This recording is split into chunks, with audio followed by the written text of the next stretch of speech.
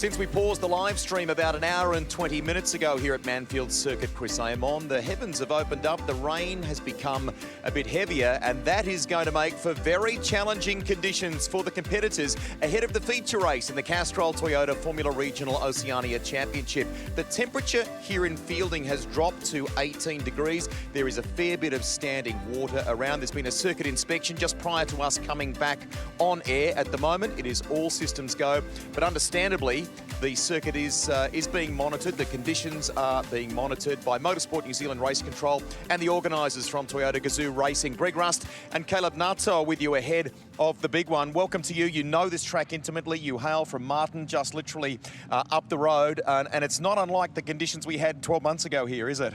No, man. I mean, the conditions here, look, I enjoy it. I think it's awesome. And I'm sure the spectators will love it and the drivers will make it good racing. But look, there's a lot of water here. I mean, everybody here, they're doing their job. They're making it safe for the competitors and just making sure that we all get a good show and have a good race. A couple of observations from you. You did a super job with Jonathan Green in commentary in race 2 earlier today. We talked about Arvid Lindblad going for the slick tyres. No one will be doing that this time around, but he did take the gamble, didn't he, in that one? Yeah, I think it's worth the gamble. I mean, if you've got that championship lead and you can really show your skill and ability to read the track and fight back through the pack, I think it's why not, you know? I think Zach and Patrick made the right idea on the wet tyre and showed their speed, and it's going to be really interesting with all the drivers now on wets, especially Arvid and Zach and Patrick, all up there in the front and see who's got the most pace. So over our shoulder here on the front row of the grid, the pulse hitter Arvid Lindblad, who leads this championship. Beside him, the American Nikita Johnson. Today, one of the closest qualifying sessions in the 20-year history of this sport. 2 thousandths of a second separating them. It was mighty, wasn't it? Oh, this track, because it's nice and small, this high speed, it just creates this wonderful, aroma around it, and close racing, close qualifying. And I mean, it's just what we all love to see, and I can't wait. Okay, so if it stays like it is right now, you're a driver, you won the Historic Grand Prix recently, you're acutely aware because you've raced these CT Frock cars before. How do you tackle it here at Manfeild? What's the best approach? You just got to be aware of the track. I mean, obviously there's a bit of drifting that happens here, and then aquaplaning. So I think on their warm-up laps and even just coming to the grid now, all of the drivers will be looking around the track, looking for the standing water, seeing where the grip is, finding where the grip is, and you just have to read it as best you can and then take a shot and race hard. Quickly, what about your own career this year? What are you up to for 2025? I'm going to do some GT racing. I want to head overseas, whether that be Europe or the US. Look, I just want a shot. I know Helmet will be watching, so if you want to give me a shot, mate, give me a dial. But look, I'm just trying to make it work, and I'll do anything to make it work. Nice work in commentary before. We'll let you go to rejoin Jonathan Green. Thank you for doing that for us. Thank you, mate. There he is, Caleb Nato, and it's fantastic to have him here. So here's our pole sitter. He leads this championship at the moment. A little dent, not much, in the reverse top 8 race 2 earlier today. He's on the wet weather tyres this time. Beside him, Nikita Johnson, as we said, with a very, very good performance in qualifying today.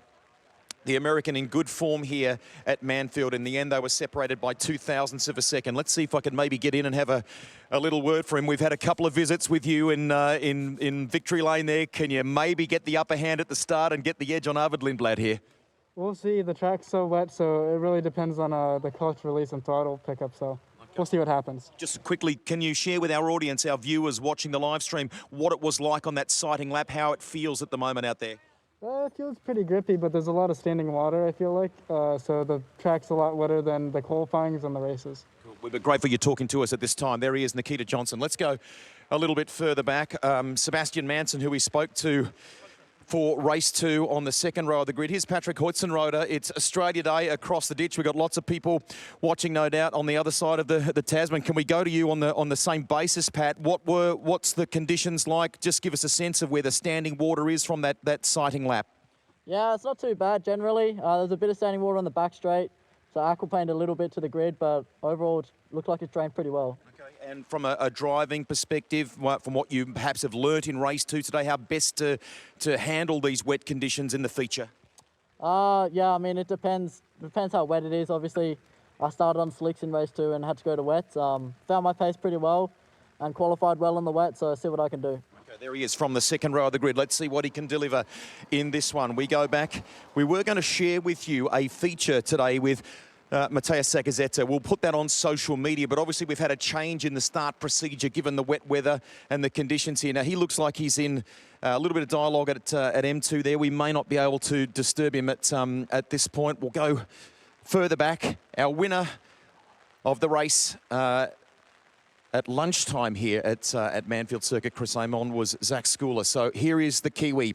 He's on the 4th row of the grid, second in the point standings. That was a timely win for him in race 2 today, alongside the MTech crew. Let's see if we can maybe just dive in and have a little word with him if he doesn't mind. He's been terrific to let us do that. Okay, so here we go. We need to kind of make hay from the 4th row of the grid. Can you do that in these conditions? It works, often in a race driver's favour. They're a great leveller, wet weather like this, isn't it?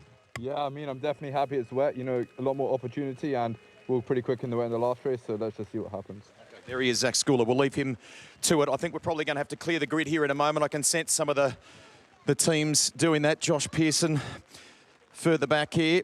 Now, we're being told as I wander the grid here that we're going to start the race behind the safety car. You can see Michael Shin has the eyes on at the moment, so I don't know that we're going to be able to get in and talk with too many more drivers. So wet conditions, this is going to be a challenge. It may throw up a few surprises in terms of a race result. We hope you enjoy it. The Castrol Toyota Formula Regional Oceania Championship in its 20th year. This is the feature race at Manfeild Circuit, Chris Amon. Let's go to the man who's called it for some time now, a very familiar voice of the sport. Here's Jonathan Green. Take it away. Yeah, it doesn't get any harder than this. There's no question about it. But we see the mettle of these youngsters now. And we've been looking for perhaps a chink in the armour for this man, or is there one? Because he has been pretty much picture perfect. And if I have one thing to say, the man next to him is a dirt specialist.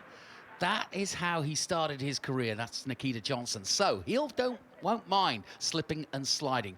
But Caleb Natoa, sat next to me, is an expert at this track. He raced this whole series last year. He's a local guy here. If anybody knows the nuances and where the water sits, it's you. Tell us about this place. Manfeild, man. Obviously, bowling into turn 1, you really want to be holding the inside line. Especially in the rain, you want to be narrow on the exit. There's a few puddles on the inside coming into 2. 2 is really slippery, especially on the outside because of the drifting. Turn 3, the same. A lot of drifting happening out wide, so you've got to stay narrow. Make sure you get a good run into 4. 5, you want to be quite wide. There's a lot of grip out wide, bit of a go-kart line. A lot of these guys will be able to find that grip. Heading down into turn 6, you do have to be aware of aquaplaning. There can be some standing water. Bowling into Higgins, exactly the same. Staying away from the curves, staying away from the painted lines, making sure you get a good exit down into 7. 7 is a tricky corner. You've got to be carrying speed. You want to be narrow into 8, but you don't want to be too wide. As soon as you get wide on the exit of 8, there's a lot of standing water, there's painted lines, and you've got to be careful to be attacked into 1.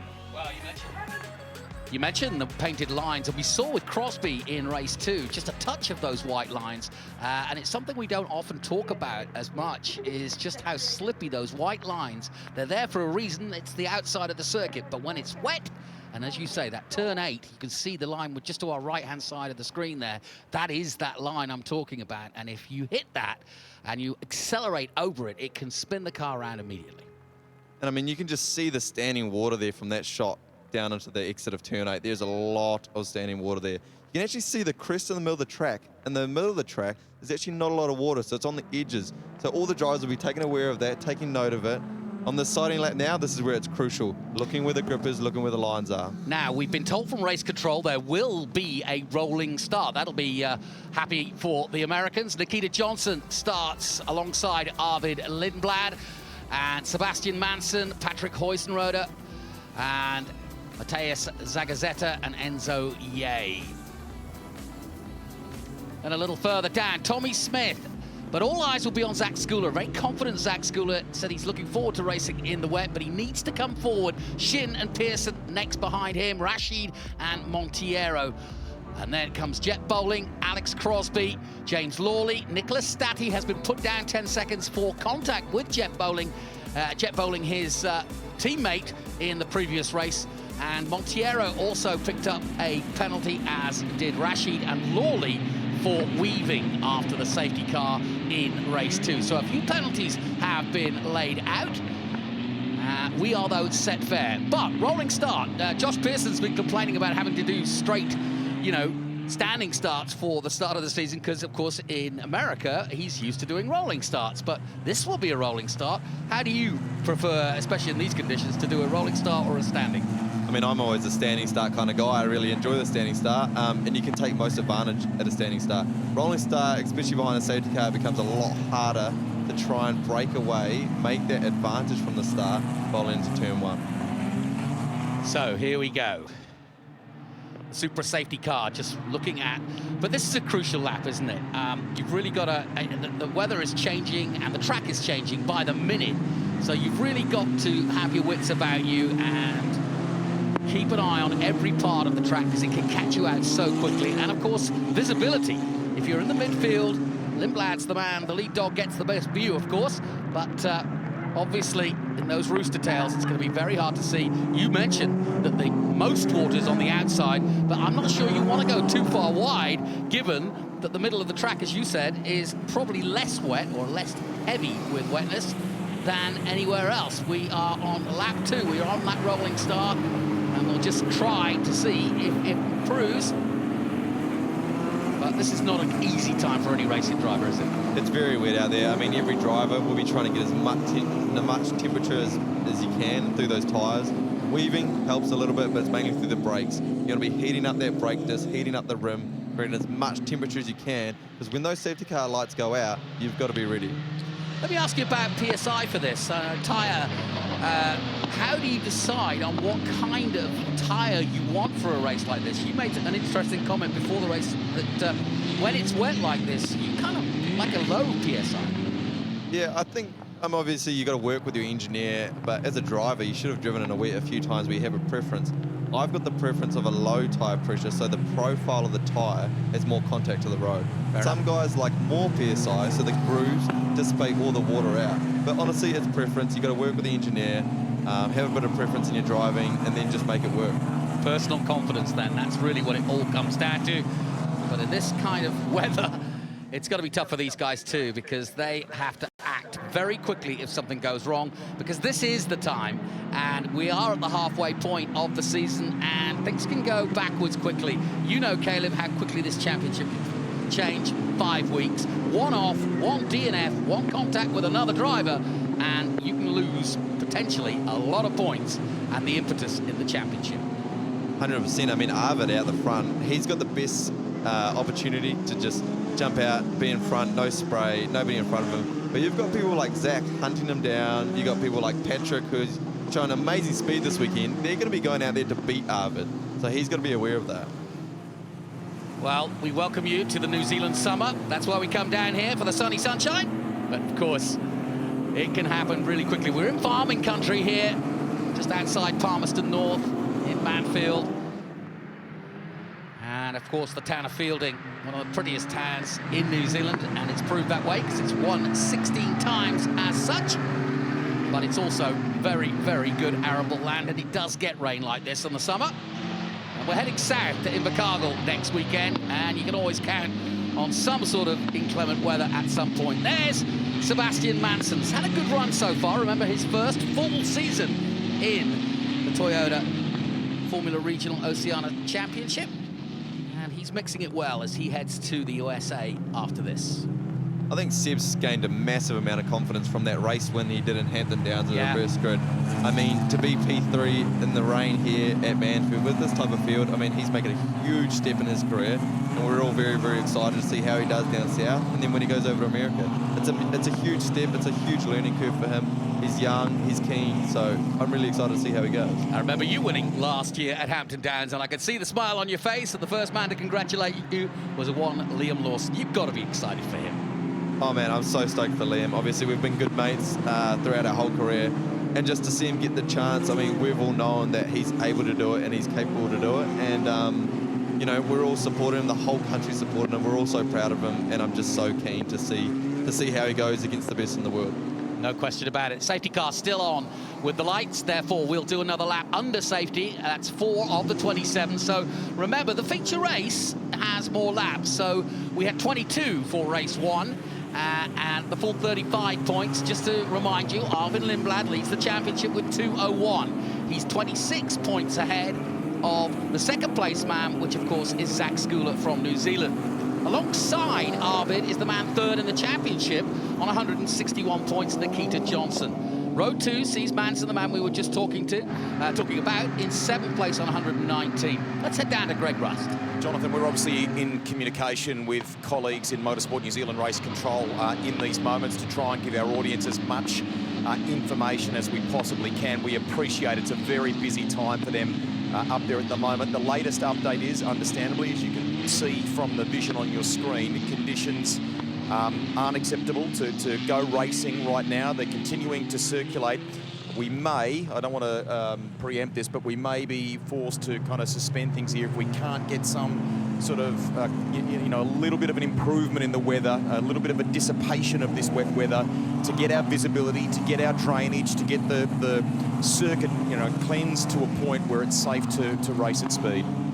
It's a good point, Greg, and yes, you can see the lap counter on the top left there, counting down the laps. That's because we are under racing conditions in terms of the race actually being started under safety, but the safety car and the officials aren't ready to let them go racing. Now, the reason for doing this is twofold. One, we can dissipate the water with the cars going round. That's always helpful. But the other is to try and get a result. It could be called right now, and they might just give a certain amount of points. Or they might still say, hey, look, we're looking at the radar, and it's getting better. So we'll stay out here, get more dissipation, and then hopefully get maybe half the race or even 3/4 of the race. And, of course, we get 75% of the race, we can get a full result.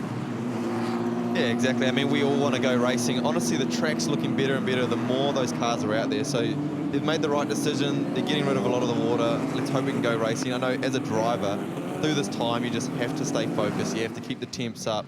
You're making sure that your bias is all set, your communication with the engineer, everything's ready. So when those lights and they say that they can go racing. Well, just as you say that, the red flag comes out on lap 5. Unfortunately, the worst situation possible, which is we are stopping proceedings now. We'll see what the time limit is, but we may get going again. But for now, anyway, this is going to be a stoppage. They'll bring them in, and we will see what the officials want to do after that. And we'll see if the conditions can or will improve.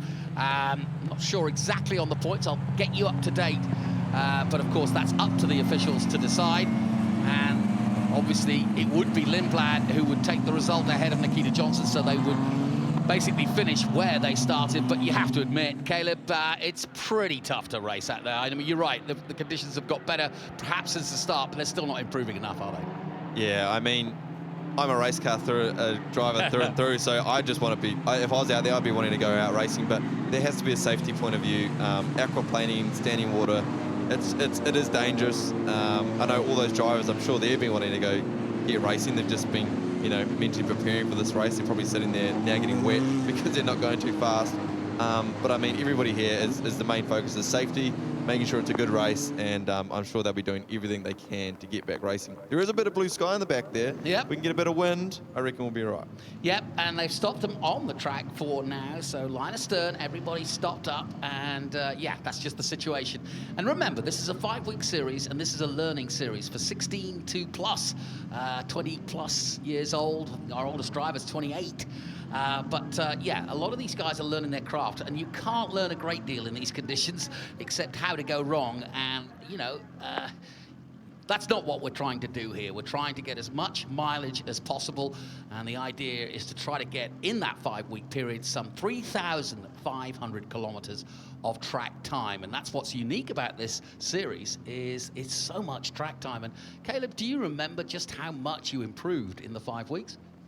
Oh man, I think this series, especially for Kiwis and guys that aren't going overseas and racing in a full European Championship, for them to come here and then be straight on the ball and compare yourselves like Arvid and all these other guys that have been doing full seasons now for the last couple of years, it's the best amount of mileage you can get, especially on this side of the world. I mean, you can't really get any better, and it's just the perfect preparation for anybody going overseas and doing any other series. Now, the rules dictate that only one mechanic, and he is the starter, as you can see, they're all carrying the batteries, can go out onto the track. So you can't get your full team out there, but you can have one man to start you up again, and that's what you're seeing here. And of course, Pirelli are out there as well, checking the tyres and making sure that all is well. But this is not an easy time. You get the adrenaline going. Like you say, as a racing driver, you just want to race, and you've got yourself all psyched up. You're thinking about the points, you're thinking about your tactics, and then suddenly you come to a complete halt. As you can see, the teams are going to make their way down towards the cars, but they will have to wait. What is the driver thinking right now, Caleb? Honestly, I mean, they're probably just thinking, it's not that bad, it's not that bad. But I mean, until you're doing proper flying laps, you don't really know. So, I mean, all the officials, they do know the best, and they're just trying to keep everybody safe. But look, as a driver, you just have to stay in that calm position. You'll be talking to your one mechanic, saying little questions and then asking about what's going on. But, I mean, the biggest thing is just staying in that mental preparation and then being ready for when they say you can go racing. Well, we are under red flag situation here, but that does give us an opportunity to learn a little bit more about this man, Matas Zagazeta. Very, very few, in fact, I've never heard of one, Peruvian drivers have made it to this level, and he is the first to really shine. We spoke to him earlier in the weekend.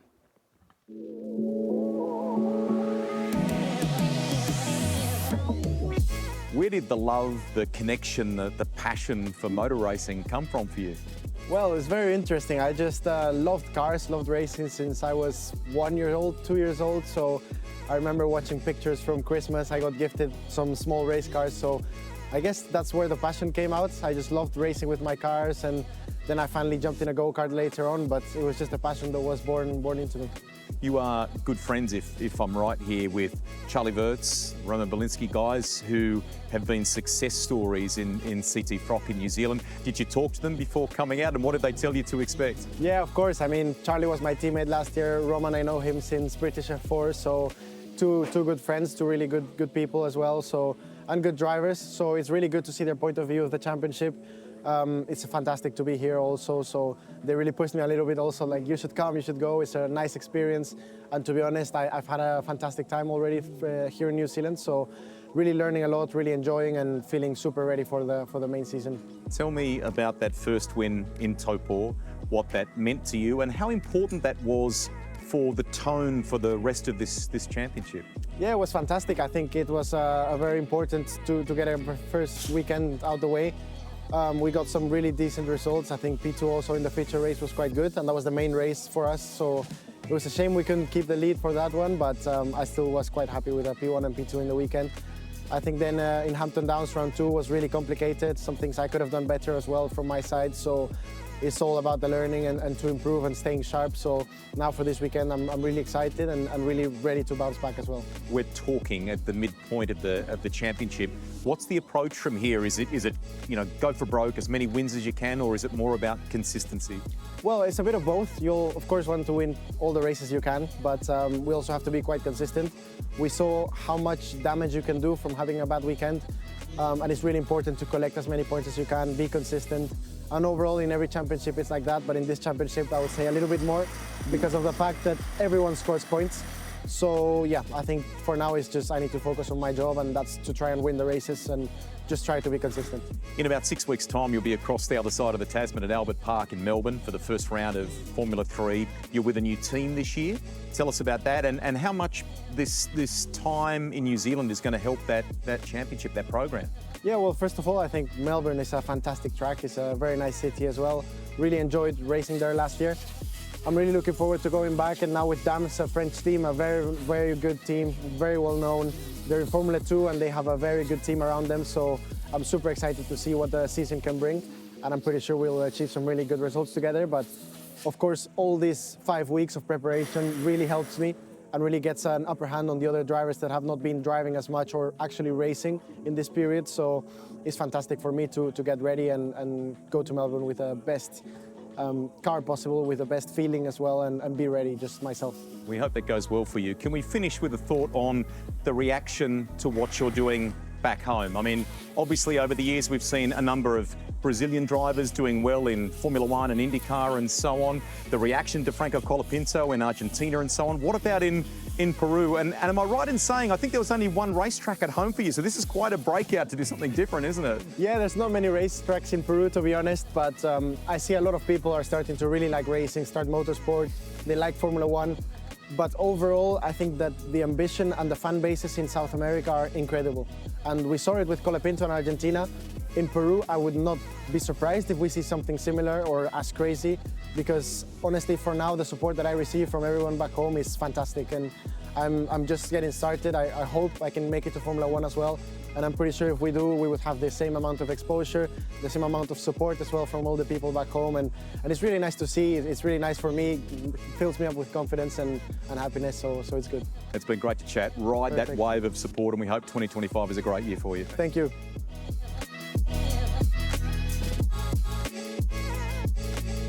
And he's a great kid to hang about with, and really enjoying his time here in New Zealand. Well, as you can see, we're still line astern on the grid. 5 of the laps have gone down of the 27, but we are stopped under a red flag situation, and there's no better person to ask what next than the motorsport manager of the series, and that, of course, is Nicholas Cayo. Nicholas, not what we wanted. It seems to be brightening up. What's the procedure? What are your options? So at the moment, we've stopped the race because we started in the safety car conditions and just to see how it was. So we had a lot of feedback from the drivers. So the track was okay itself, but there was a lot of spray. So a lot of drivers couldn't see the pack. So at the end of it, it's safety experiment for us. So we decided just to give it a chance on a couple of laps behind safety car. The condition didn't improve, so decided just to stop the race and see how the track evolution will be. It looks like it could be a little bit clearer coming up, so we wait for a little bit just to see, and then we go back on track at behind safety car and had again the feedback from the drivers. So we highly relay the information from the drivers, because at the end they're the one in the cars on the track, and they can relay us what's the visibility looks like, what the grip looks like. It doesn't have any issue with the grip on track at the moment. It's just a question of visibility, and that is a key safety thing that we need to take into account before launching a race. Is there a certain amount of laps that you can get in before you can actually call it a result and therefore award points? Yeah, so at the moment, we reached the threshold of 50% points if we were to declare the race, and then we have to go up to 75% to have full points. But at the moment, if we were to declare the race, the drivers will come up with 50% of the normal points. Great stuff. I know you've got to get back racing control, but your phone's ringing. They're all wanting to talk to you, so I'll let you go back. Let's head down to Rusty, back down on the pits. Jonathan, thought we'd show you a little break in the cloud cover, courtesy of our cameraman, Tony Wilson, who knows the game exceptionally well. So it is a little bit of blue sky, and that is just over or just in the distance beyond the entry to pit lane here. So I'm down with the cars. They're all lined up. Why don't we try and sneak in, if we're allowed to, a word with some of the drivers and just get a sense of what that was like. Sebastian, that's clearly the right call, as difficult as it is. Do you feel like now with this little break in the weather we'll get the right kind of conditions to go racing? Yeah, not sure. Really not up to me, up to the people up in race control. But yeah, it was definitely very wet out there. Yeah, I guess we'll see if we go around for a couple more safety car laps. Yep. Just describe what it was like, because I mean, very difficult from a visibility standpoint to even at safety car speed see the car in front. So safety's paramount here, isn't it? Yeah. With these cars, there's quite a lot of spray, and obviously it was really wet out there, so it was quite hard to see in front of us. Yeah, I was struggling to see the rain light of Nikita up there, and especially of Arvid. But yeah, I mean, it was just extremely wet, and I'm covered in rain, and gloves and suit all wet. Okay. Even what about things that are like your race boots and so on? Is it wet down further inside the cockpit here near the pedal box and so on? The tub is actually not too bad. It's pretty waterproof, so my feet aren't very wet. But yeah, the rest of my body is pretty soaked. Okay. Thanks for chatting with us there. So we'll let him reset. So I mean, clearly from when we were doing the grid chat there before with Caleb Nato, before we got underway with the safety car, the rain was a lot heavier. I could almost dispense with the umbrella here now. If you look across the track, there are still places where there is some standing water, even on one of the join roads down here, just off in the distance, off to the right. You can see with the camber that we have here at Manfeild Circuit, Chris Amon, that it does pool on occasions on the lower side of some of those corners, but it almost feels good enough to perhaps get things underway again now. But that'll be up to way more experienced people to make that decision and to make that call.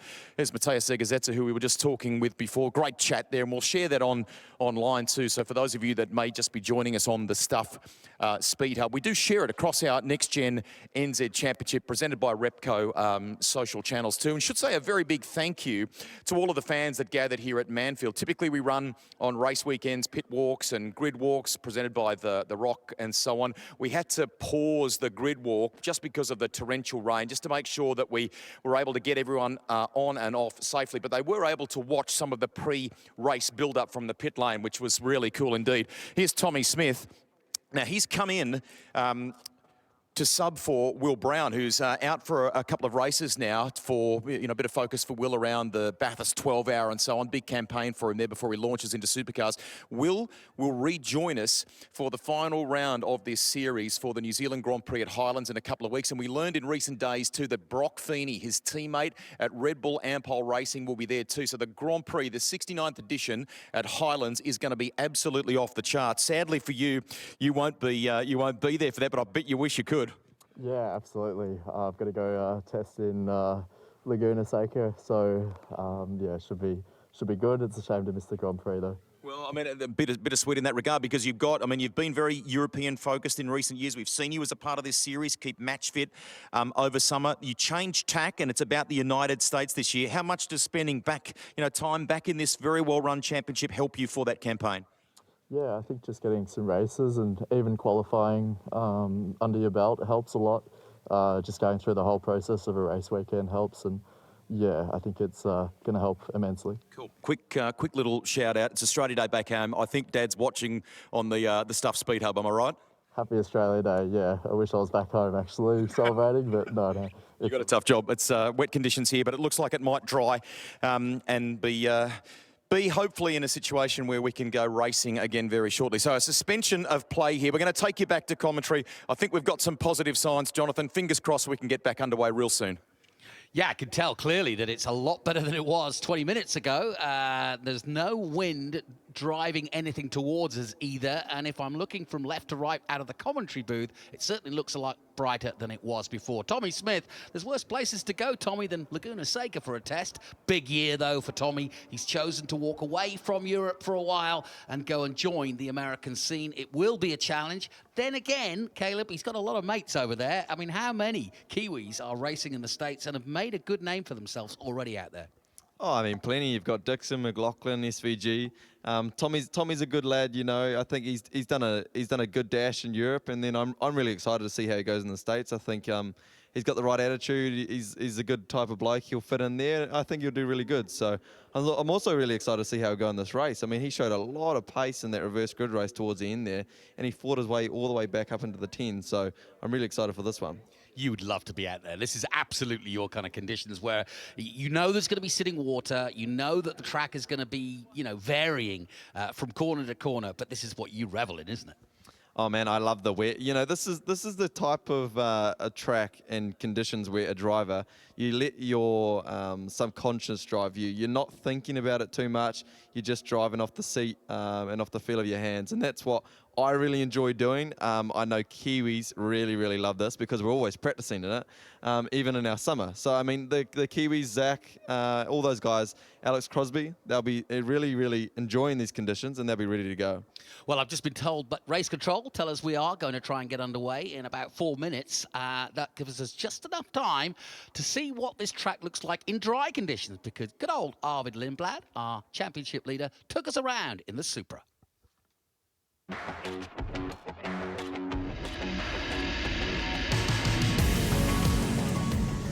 Hi guys, Arvid here, a Red Bull driver.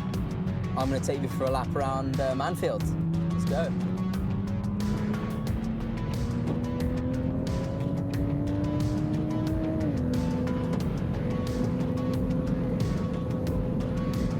Come into turn 1, standard hairpin, make sure we're late on the brakes. Don't lock the front, get nice on the apex, good exit.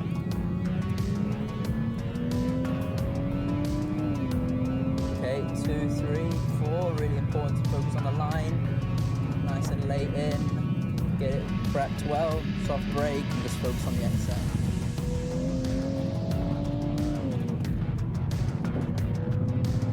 Into 5, use the bank in. Focus all about the exit here, really long straight after, clean on traction. Just pull the gears. Okay, into turn 6, brakes, really easy to lock the front here. Nice apex, and again, focus on traction. Try to be as late on the apex as possible to improve your exit.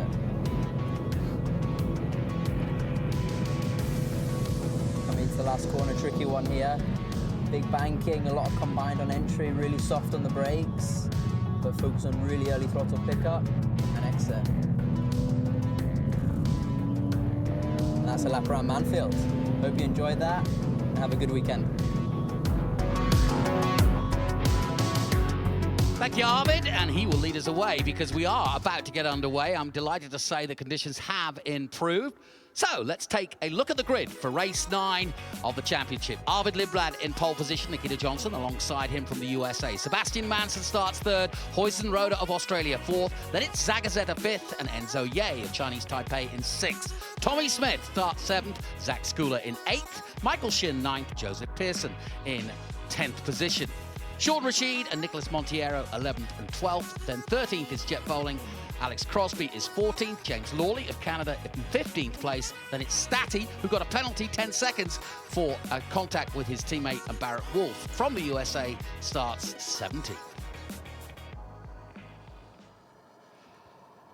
So then, this is the calm and the storm, both gone. The storm is gone, but this is the calm. Now, this is the hard part too, because as we said, Caleb, you've got to get it all back together again now. You've got to get your head straight, you've got to get the adrenaline flowing, and you've got to have your wits about you, because things can change real quickly in a restart like this. And Arvid has got it all to do, because so many of the others are going to want to pounce in that first lap, aren't they? And 100%, and I mean, honestly, the track's changed so much from what it was. You'll be going out there on your prep lap, and you'll be checking your bias, you'll be checking the track, you'll be checking everything. You'll be trying to get the heat in the tyres and the brakes, getting yourself in that right headspace, and you'll be thinking about the start. When am I going to go? When's the guy behind me going to go to give me the best chance into turn 1? And you can't have changed the car from where it was when you started in a very, very much wetter situation. So that's a thing to think about. But then again, it's the same for all 17 drivers. It sure is. I mean, obviously, if the weather stays like this and you're just still rotating around, racing around, the tyres are going to get hot. When we saw Alex Crosby, I think his tyres were a little bit hot in that race before, and it did become rather slippery. So, I mean, you've got to be able to look after those tyres, keep them cool. When the race gets later on and the track starts to dry, you'll see a lot of drivers looking for water along the straights. And all they're doing is trying to cool the tyre back down, bring it back down to a nicer temperature, and keeping it in that range for a longer period of time. So once again, it'll be a rolling start, just so the drivers get a feel for what is out there. But we already can see that it's better than it was. But then, when the safety car comes off, we will go racing. How long can you remember these wets giving you optimal grip as a track is drying as it is now? I mean, how long would you give yourself before you'd start to worry, uh-oh, I'm losing grip? Honestly, I don't think it'd be too bad. Like, I doubt that the track will dry completely. I could be wrong, I'm not a weatherman. But honestly, I think the wet tyre probably make an awesome tyre. The guys in New Zealand are always checking the condition. I know we have limits on the pressures and stuff like that, so I think the tyres will make it the way. But definitely, it's the people that look after the tyres better. You'll see them really start to bounce back towards the end. Yeah, and you may see, if we do get a dry line and we do have, 25 laps, let's say, you will see occasionally guys just kind of going off the race line to get a little bit of more water to cool those tyres down and make sure they don't overheat. Yeah, exactly. I mean, as a dry line comes out of the track, you have to use it because that's the fastest line. And if you're not using it, the guy behind you is using it. But again, you do have to think that you do have to cool these tyres. So mainly you'll see them going down the straight. You'll absolutely abuse the tyre as much as you can around the corners to be as fast as you can. And down the straight, you'll be thinking, okay, I need to start cooling these down again. Well, we're out of turn 1. The safety car lights on the Supra are still on. We await them going off. They will usually go off as they exit Higgins, which is the penultimate corner of the 7 main corners. There is 8 corners in total, but 7 and 8 is really one big, long corner. So we keep an watchful eye, and that's certainly what Lindblad will be doing. The pressure is certainly on him. And in fact, the lights have gone out already, so we will be racing. And now you'll see Lindblad just slow the whole field down. That's his prerogative, but that gives the safety car a chance to zoom off into the distance and get out of harm's way. Lindblad now controls this race. You've been in this situation, I'm sure. It's quite tough, isn't it, to have the whole field gathered behind you? I mean, honestly, you're not really thinking about the whole field. The biggest thing I'll be thinking about is when the guy behind me is thinking that I will go, and I'm going to be doing something different to what he's thinking. That's the plan, anyway.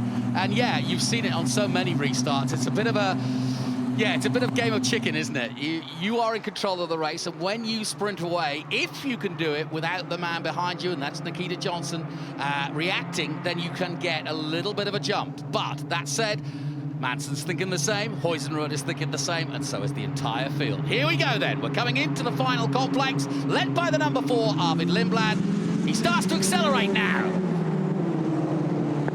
And yes, he's chosen to really give them a challenge. Nikita Johnson's gone with him. Big rooster tails, the vision very tough indeed as the leading 4 pull away from the rest of the field as they head down to turn 1 Toyota at the restart. We are finally racing 8 laps into this 27-lap race, and Lindblad leads the way. Nikita Johnson, though, has gone with him, the young 16-year-old from Florida. I mean, you can just see the amount of water down this front straight of the big rooster tails. So I can tell you right now, Arvid can see perfectly clear. It's the guys behind him. But also you can use this as a bit of strategy. If you're close enough to the car in front and you're hiding in their tail, they don't know where you're going to make your move. It's going to be the outside or the inside. Yeah, this is a real battle starting to happen here between Manson and Patrick. Yeah, I love this. Yeah, Manson's almost hidden, as you say. Look at that. You can't see him right now. Now he pops out. It's a Huizenrud on Manson. Up the inside in Higgins. Oh, Manson gets a wiggle off. And Huizenrud trying desperately to stay straight. Get the drive, but he's lost out to Manson. And in fact, others now, including Enzo Ye, are catching up. Zagazeta's there too in the 8. Good battle here, the Peruvian on the outside. Manson still holding in 3rd position, but he's losing ground to the 2 leaders, Lindblad and Johnson. So that was really interesting there. It actually looked like Seb Manson and Patrick nearly interlocked wheels. Yeah, weird, wasn't it? Higgins. So, but Patrick's looking fast. Manson's looking in his mirrors. They need to be getting their head down and chasing these 2 front guys. Otherwise, they're just going to be too far in front. Yeah, some movement. Crosby getting forward. Jet Bowling getting forward. As you can see, Schooler and Smith almost together. This is going to be big.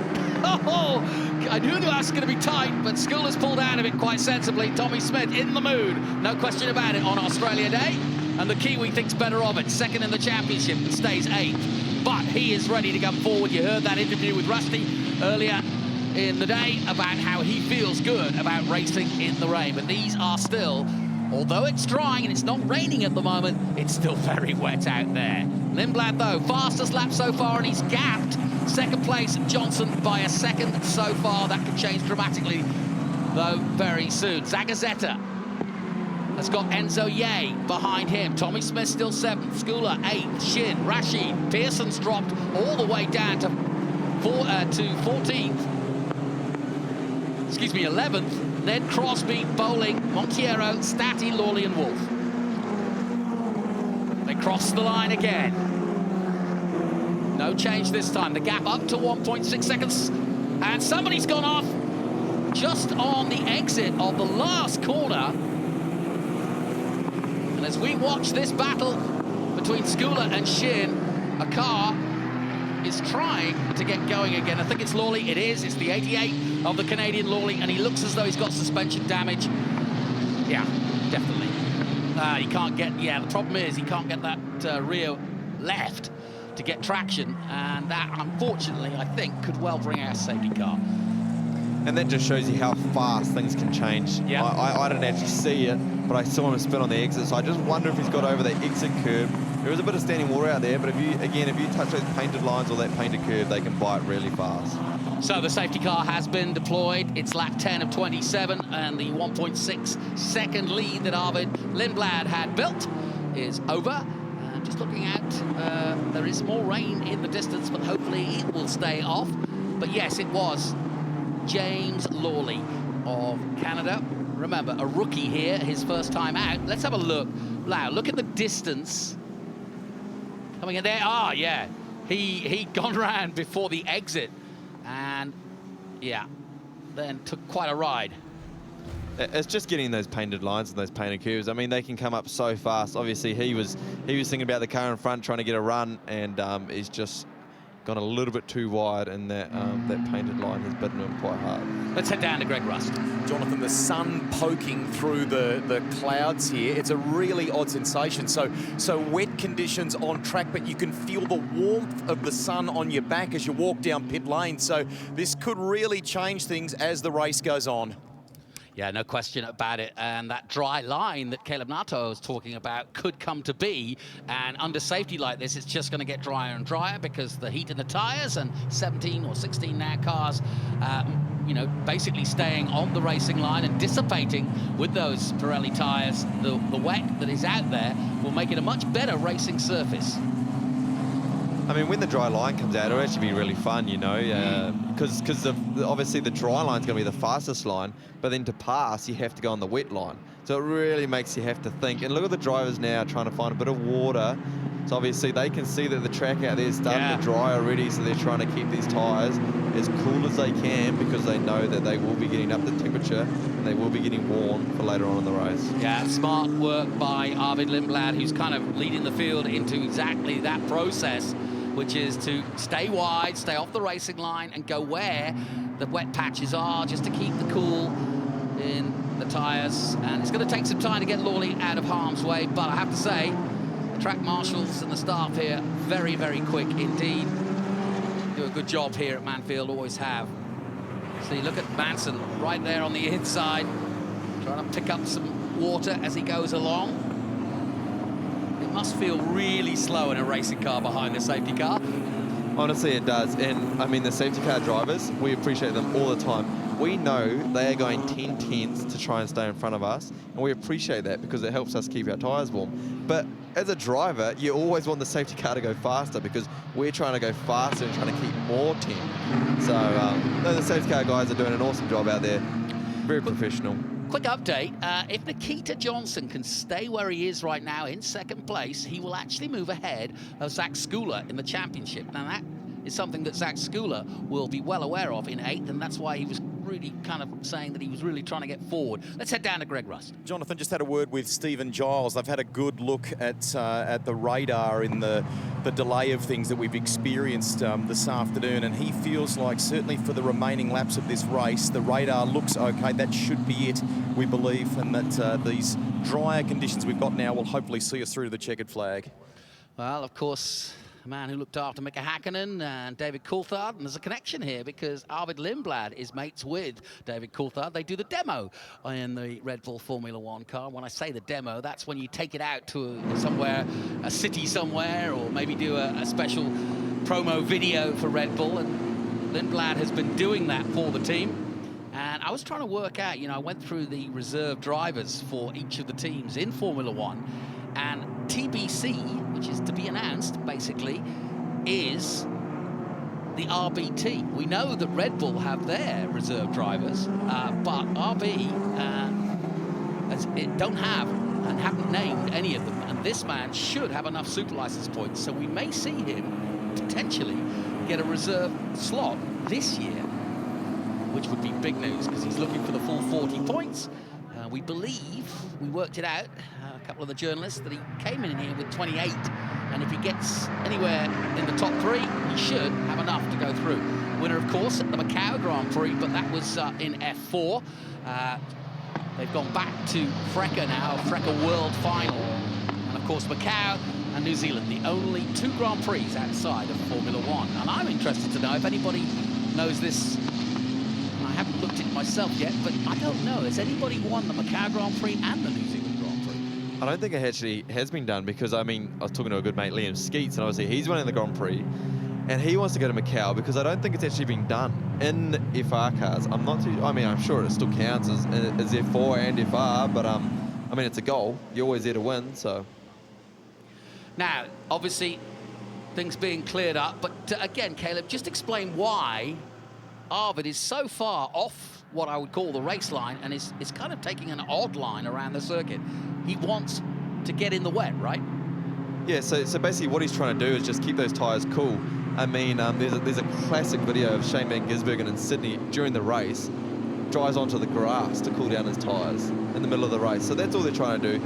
Keep that temperature controlled, get as much water as you can. He just did it there, didn't he? Yeah, exactly. And then, so when the race starts, you've got, you know, the best tyre condition out of everybody. Yeah, you can see some of them using a little bit of weaving to get mechanical grip, but Arvid definitely trying to find the puddles. That's a tactic that is well used. And we think the safety car is coming in this lap, so we'll keep an eye on the lights, and then we'll be racing again, and it's going to be a sprint of 15 laps gone of the 27, and that will be a really good run. And Arvid Lindblad will have to do what he did last time and try and get a jump on the rest of them, flying through the puddles there at Splash, aptly named right now.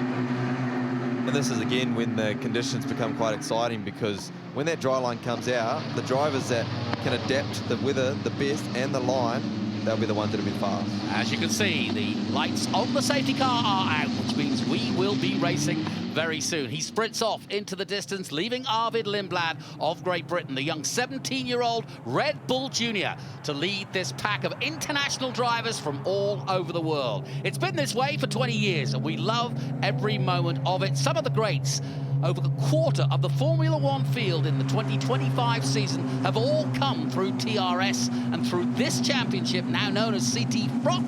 And yes, the next gem with Retco now representing the series and promoting it. And Arvid Lindblad has been the man of the moment. He hasn't been off the podium since the season started at Topor 3 weeks ago, and he is odds on to keep on going. He starts to accelerate earlier than before.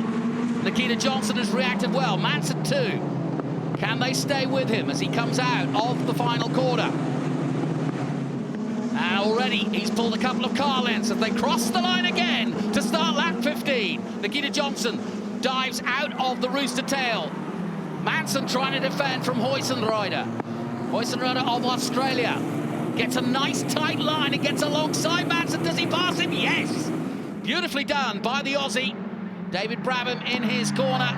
Manson coming back at Splash. That's a very dicey move by Manson, but the 17-year-old showing no fear whatsoever.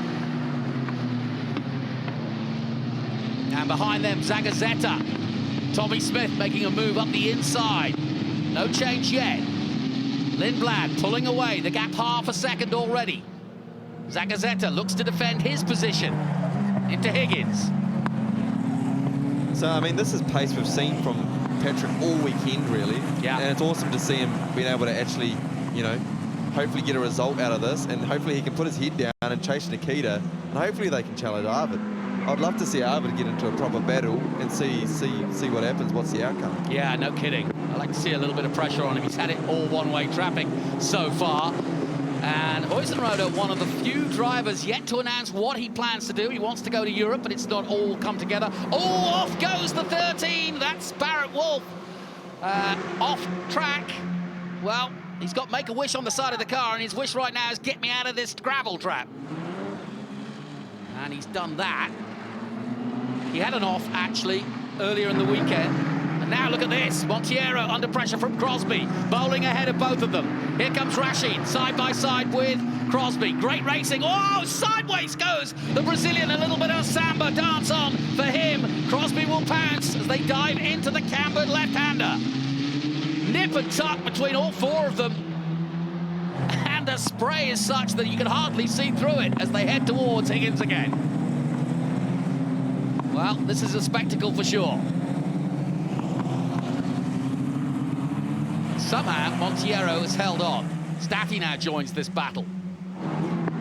Stati in 15th position, bowling up to 11th. He's just ahead of this group. Monteiro had a big moment there. Yeah, and the 32 of Rashid's looking really fast and really racy right now. Here comes Stati. Now, he got dinged a 10-second penalty last time out for overly aggressively not giving enough room to his teammate. And this time he's on the outside and Crosby's giving him the hurt. But that's good driving from Stati. He stays ahead of the man from Invercargill. Remember, Stati got his first drive in an FR car just 2 weeks ago. So impressive stuff by the young Australian. These guys have been nearly side by side. Whoa! Yeah, These guys have been side by side nearly an entire lap. Oh, that's brilliant. Instead, he pulls away with it with a big slide into the dipper. Well, it's ironic because Crosby went back to the States and he's been racing with Statty all year. So they know each other all too well. But of course, Crosby stepping down a little bit because he'd done the FR Series last year. I think it was a wise move, though. He didn't know the tracks in America, so just felt that F4 would give him a better way of learning it. Now, Arvin Lindblad, 1.2 seconds it was. It's now 1.3. So Nikita's keeping him honest and has just done his fastest lap, a 109.5. That's his personal fastest lap, and a 109.4, Arvin Lindblad. So there's just a 10 between them. And if he can maintain that, Nikita is in with a chance as this track starts to dry. And how much is it now changing both the car itself and the track? Well, just every lap. And I mean, obviously you've seen Nikita now only a 10th with an Arvid. But Arvid, where he was strong, was his first lap was already up to that speed. So Arvid had read the track under the safety car conditions. And that's why he's been able to bring that gap up to what it is now. Nikita's now starting to learn the track and able to hunt Arvid back down. Yeah, and Arvid is also taking, because he's got that advantage, different lines to stay in the wet. He's being very smart about this. It's the one thing that immediately sprung to mind as soon as we met Arvid Lindblad, and I talked to Mark Pilcher about it, and he said he's such an intelligent driver. He's thinking all the time. I asked him what his hobbies were, and he said, I don't have any. I'm concentrating on racing. And I didn't really believe him, but the more I've got to know him, the more I can believe him. And I mean, that's just the way you have to be. If you want to be the best in the world, you have to live, breathe and eat this sport. You have to study, and I guarantee you his hobbies will be staying fit for being in a race car and probably sim racing. Well, he is a part of the toughest team in world motorsport. There's no question that it's tough at the top, and Liam Lawson will find that out. A 109.3, he's up the pace again, has Lindblad. But that has been the story of the championship so far. Oceania doing a good job in third place, holding off Manson. Here's Schooler, still in 8th place, but not making any ground. He's got Tommy Smith in front, and he's got Michael Shin, who was 4th overall in the championship last year. So Michael Shin is due a good result, and he's pushing for one now. But as it stands, Nikita Johnson would move up to 2nd in the championship, so Schooler needs to make some moves. And this is where it just becomes really hard to pass. Obviously, you're starting to get this one line, and that's the fastest line around the corners around the track. So to pass, you have to go off that line that nobody's been using all the race, so then it's actually more slippery, so your brake marker can differ each time. Yeah, and I guess you don't know just how much grip there is out there, and it can catch you out. It can, and obviously as a driver, you want to be trying that by yourself, and then so you can pounce at the right time. But again, everybody, like right now, it's pretty trained. You'll be looking for the car in front of you to hopefully make a mistake, and you can pay for that.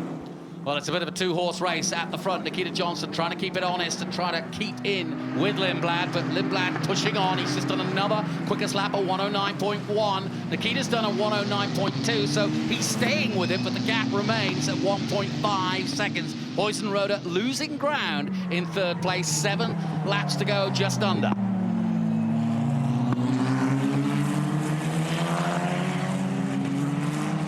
First heard of Nikita Johnson in the Yak Academy F4 Championship, which is a winter series in Florida. He got a dispensation. He wasn't old enough to race in it, but got a dispensation to race, and he's been doing that pretty much most of his career. And I mentioned that he started off in dirt. He's done quite a lot of dirt racing as well as road racing, and so he doesn't mind the wet. And we've seen Shane Van Gisbergen, who is also a master in any form of gravel, dirt, you name it, rain, and that's why he was so impressive in that first ever win in NASCAR, the Kiwi who won the 2021 Grand Prix here in New Zealand. It's really interesting here. Obviously, Patrick was really, really fast in his first opening laps. Arvid and Nikita have just found another step. Patrick's about 2 tenths off there, so hopefully he can get his head down, try and chase his front guys. I want a good battle. I want to fight. Yeah, we do.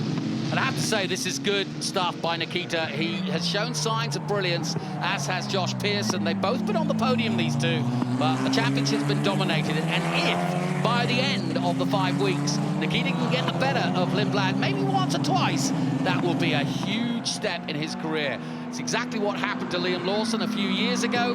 He got the better of Lucas Auer, who was the Red Bull man of the moment back then, and so too the Ferrari Academy driver of Marcus Armstrong, now a current IndyCar driver, but that's where he got noticed, and that's exactly what Nikita is thinking. He heads back to the UK to do GB3 after this. I mean, that's the thing, isn't it? Arvid's come here with all this experience, and as a Red Bull junior driver, everybody's out to beat him. I mean, you've been wanting to learn off him as much as you want, but the biggest thing at the end of the day is you'll be trying to beat him. Yeah, and I mean, he's already signed to do F2 for Campos this year, so he's already way ahead career-wise than the man behind him, who's just 16 and has got probably 3 or 4 years before he's up to that level. And he's going back to America, yeah, I'm going to be really interested to see what he can do, because he did both series last year. He did US Pro 2000, and he also raced in the UK, so it was a busy time for him and his dad. He said they had 8 weeks of traveling the oceans by plane back and forth between the UK and the US, but great experience and great seat time, and you can't ask for more than seat time, and that's what these guys are getting in this championship. It's seat time and adapting. I mean, the Indy Pro 2000 and what he was doing in the UK is quite different to this car. Everybody says it when they come over and they've been driving other things and they drive this car around New Zealand tracks, it is quite different. So it's so good mentally to be able to make the switch and adapt to the car. And I mean, when you go over to Europe or you go over to the States, anything at a higher level, you only get 1 or 2 practices. You've got to make a jump at the setup, and you've got to adapt as fast as you can. The faster you can adapt, the next step ahead you are in qualifying practice the car in front. Let's head down to Greg Russ. Just a little observation based on what Caleb was talking about there before on Arvid versus Nikita. The last lap by, the pair of them were separated by hundredths of a second. Now, Patrick Hoitzenroder doesn't seem to be able to match them on pace terms at the moment. The team at MTech tell me there's been no radio chat from him, so no immediate sign or reasons as to why he just can't quite eke that little bit more out and match them on lap time terms at the moment. Tommy Smith under pressure from the Chinese Taipei driver, number 77, Enzo Ye. And they are going at it at the moment. I think you find Tommy's actually attacking Enzo as he goes around the outside into one. Enzo defends well, pushing Tommy into the wet stuff. Let's see if we can get a switch back into splash. This is where it starts to get really slippery into splash when that drift rubber on around the outside. If it finishes this way, Arvid Lindblad would move to 236. Nikita, as I've mentioned, would move to second place on 196. Skula would be 191, and that sets us nicely up for Invercargill if it finishes that way, because Skula, try as he might, can't get out of 8th place at the moment. This is becoming quite a good little battle here between Enzo, Tommy and Zach. I think Tom's got quite a bit of pace here. He just needs to try and find a way around the car in front, obviously, which is a lot easier from where we're sitting. But he's got some pace in that SCT Logistics car. It looks good. We're awesome to have Tom back again. He's such a great guy, and he's done this championship since the 50s. So it's awesome that he's come back over. I'm sure he's been missing the sun on Australia Day, but we're so lucky to have him here, and we're excited to watch this fight for 6th position. Yeah, and he's never done a full season. He seems to just be the super sub, but he enjoys it every time he comes, and it does work for him. Certainly worked for Louis Foster, who's doing exactly what Tommy is doing, which is go back for that test while the Grand Prix is on, give Will Brown the seat back and go testing and get ready for St. Pete. Big year for young Tommy Smith and his grandfather's company, SCT. Racing family, of course. His uncle, supercar racer. That brand's been in motorsport now for a few years, and it's just awesome to see the different range. I mean, Tommy ran the flag and ran the Lego over in Europe, and now he's going to America with his uncle in Australia in supercars. And it's just awesome to see a family doing it, isn't it? Yeah, no question. His mum's with him this weekend, and will travel, I'm sure, to Invercargill as well. But he wants to get further up the board than 7th, and I don't think Skula is making any inroads on Tommy and Enzo at the moment. And that's just a perfect view there. I mean, you can see the dry line now. So anytime you need to make a pass, you need to be going onto that wet line. And I can tell you right now, if I was defending, I'd be forcing the competitor behind me onto the wet line so he can't get past. 2 laps to go. More information on the championship. Pearson and Huizenroder, as it stands, would be on equal points, but Pearson, after his 2nd place, would be just ahead. In 4th place, Huizenroder would stay 5th, and still in the 139, Zagazeta. There he is. Here's Schooler, though. Can he make an attempt on these last 2 laps? He's thinking about it. Where would you have a pop in these conditions if you were Zach? If I was Zach, I'd be having a pop anywhere I can. I'd be putting as much pressure as I can into this last complex and then having a good old crack at turn 1. So then, it's been a dramatic feature race here for the Dan Higgins Trophy. Dan Higgins, of course, one of the founders of this circuit and very much well known in these parts, and of course Higgins Corner named after him. Dan Higgins Trophy, just one of our 5 trophies that they fight for. One more lap to go then for Arvid Lindblad of Great Britain. He carries the 3 flags, one of Sweden, one of Great Britain, and one of India. That is his heritage, multicultural, as you like, born in Surrey, educated in England, just 17 years of age, and one of the Red Bull Juniors on his way. They'll be watching in Europe and certainly keeping up with his progress, and it has been progress perfect so far. He hasn't really put a foot wrong. Can't doubt him. He looked at the rain, as we all did before this race, and kind of looked a little hesitant. The MC was playing Mr. Blue Sky, the old ELO song, and I was like, that's ironic, but it hasn't affected Lindblad's progress. He's held the gap between himself and Nikita Johnson, but this is a good race by Nikita, one of his best. He's gone toe-to-toe with this man, but no one can stop him. Red Bull and the junior that is Arvid Lindblad take the checkered flag in the feature race, and the number 4 does it again for M2 competition. Across the line, Nikita Johnson takes 2nd, and Huizenroder is again in 3rd position, and that is good for his championship hopes as well. Filing through, Manson, Zagazeta, Yeh, Smith, and Schooler taking 8th position. Pearson 9th, and rounding out the top 10, Michael Shin.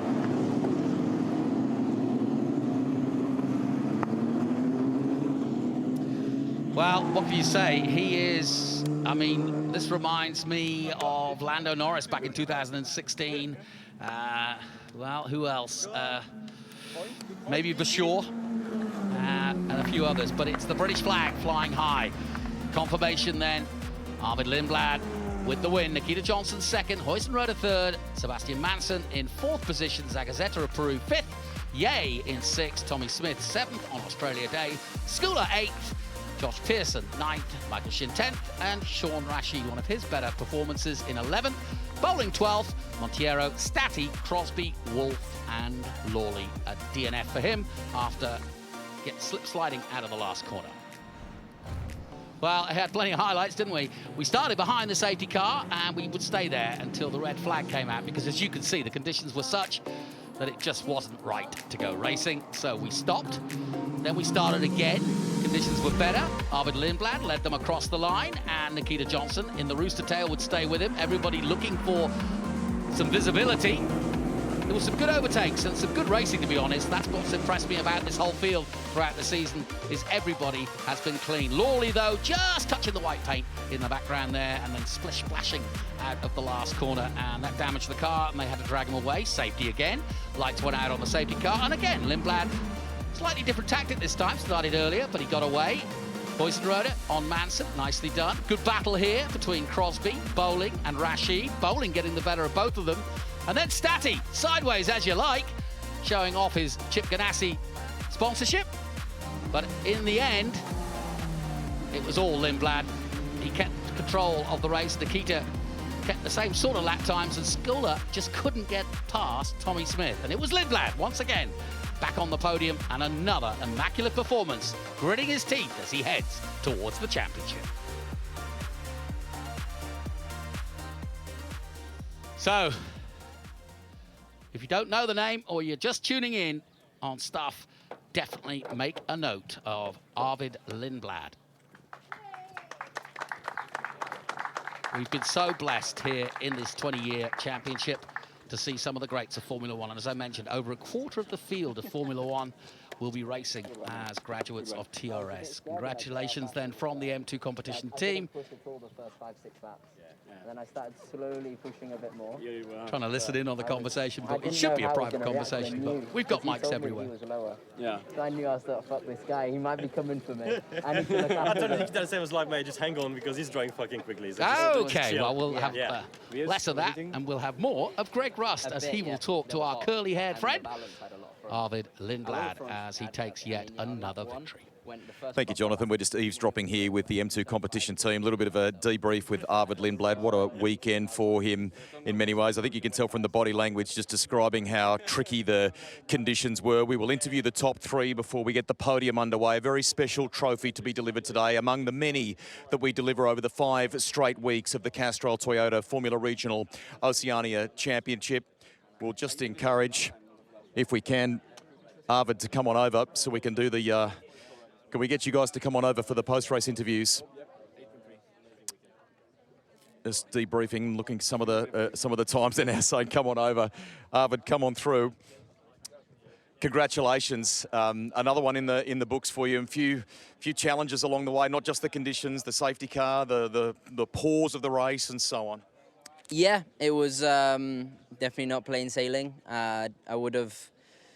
It would have been nice, I think, if we'd be able to get a complete race, because obviously it was quite short, but I understand for safety reasons why not. It was not easy at the end because it was drying very fast, and I knew that these tyres are very easy to overheat, so I was trying to look after them as best I could, but yeah, happy with how the result came out.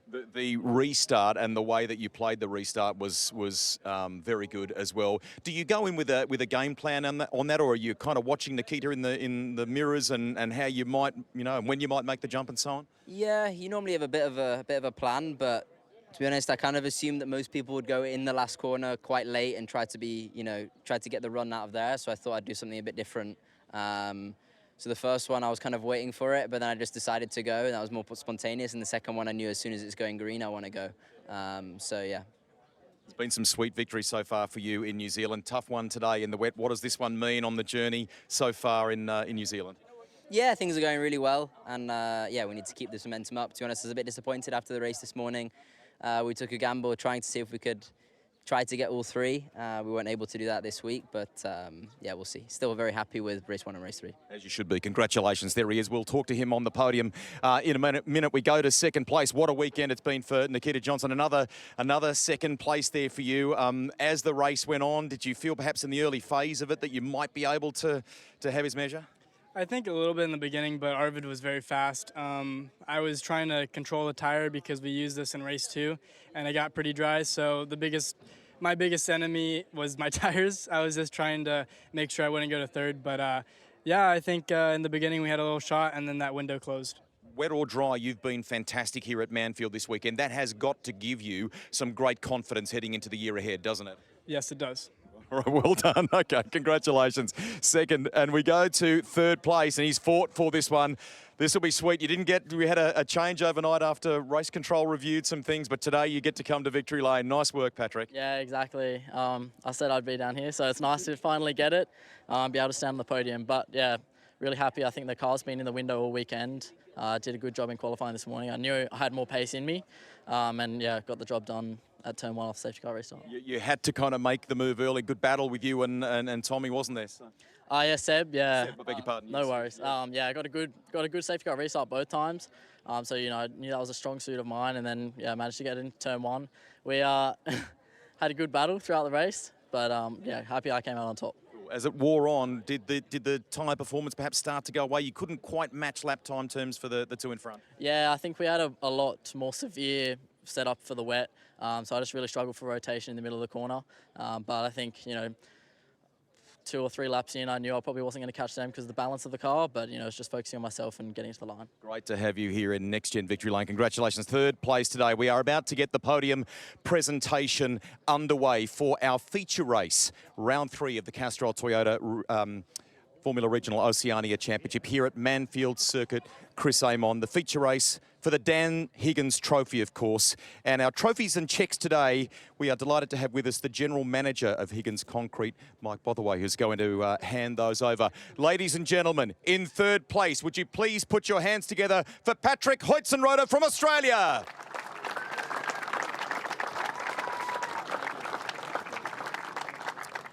Picks up the check as well. We move to second place now. Please also be generous in your applause for Nikita Johnson.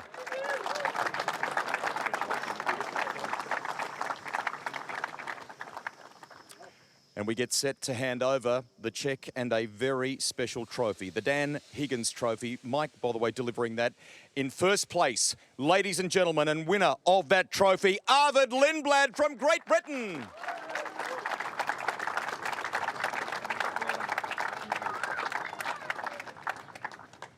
Our media who are gathered here at the base of the podium, capturing the moment at the conclusion of things here at Manfeild Circuit, Chris Amon. What we'll do now, I think, is get our team to move on in here and just rescue those checks and the very special Dan Higgins Trophy. We'll get those back to the drivers very shortly. Champagne about to be sprayed. Drivers, the celebrations, the podium is yours.